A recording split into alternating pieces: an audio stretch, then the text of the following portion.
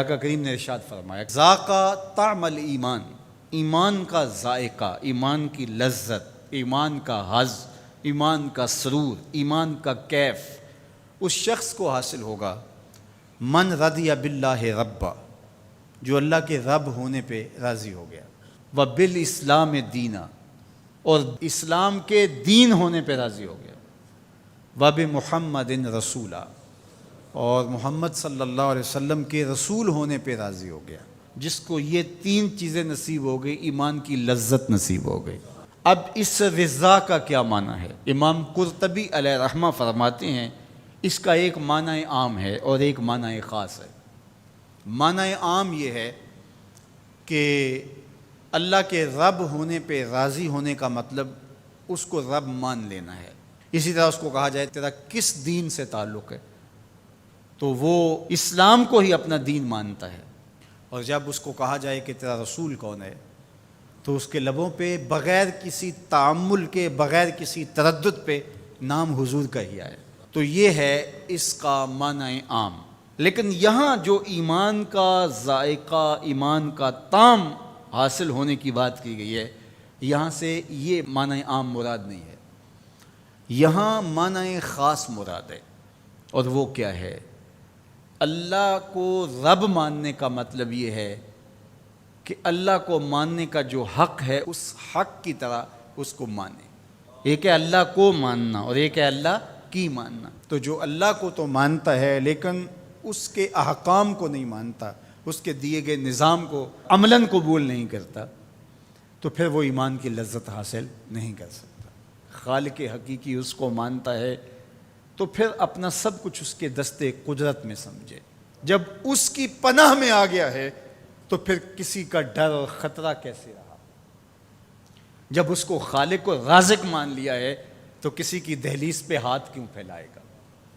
جب اس پہ توکل کر لیا ہے تو پھر اس کے پائے ثبات میں لغزش کیسے آئے گی؟ اور دوسری بات، اسلام کے دین ہونے پہ راضی ہو گیا۔ جب اسلام کو مان لیا تو اسلام پورا نظام زندگی ہے، تمہاری خوشیوں کا بھی خیال رکھتا ہے، تمہارے غموں کو نبھانے کا دستور کیا ہوگا وہ بھی تعلیمات دیتا ہے۔ یہ نکاح ہم کر رہے ہیں شریعت کے مطابق اور یہ مسجد میں کر رہے ہیں، اور یہ جو بھنگڑا ڈال رہے ہیں یہ ہمارے خاندان اور قبیلے کے لوگوں کا تقاضا تھا، اور تم قبیلے کو بھی راضی رکھتے ہو، رب کو بھی راضی رکھتے ہو، ایسا تو نہیں ہوگا، ایک کو ہی راضی رکھنا پڑے گا۔ تو جب اسلام کو اس طرح مان لیا کہ جب بھی کوئی قدم اٹھانے لگے تو سوچا اسلام کیا کہتا ہے۔ اگر آپ کو اسلام میں سے اس کی تعلیمات نہ ملے تو پھر تو کہنا کہ اسلام کامل دین نہیں ہے۔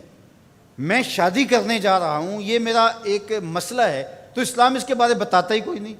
اسلام بتاتا ہے کہ تم نے رشتہ تلاش کیسے کرنا ہے، اسلام بتاتا ہے کہ تم نے پیغام نکاح کیسے بھیجنا ہے، اسلام بتاتا ہے کہ نکاح میں کتنے لوگ کم از کم شریک ہوں، گواہ کیسے ہوں، اسلام بتاتا ہے کہ تم اس کی خوشی کا اظہار کیسے کرو، جب نکاح کیا ہے تو اس وقت تم نے خرما کیسے لٹانے ہیں، اور شب زفاف کا صدقہ تم نے ولیمے کی صورت میں کیسے ادا کرنا ہے۔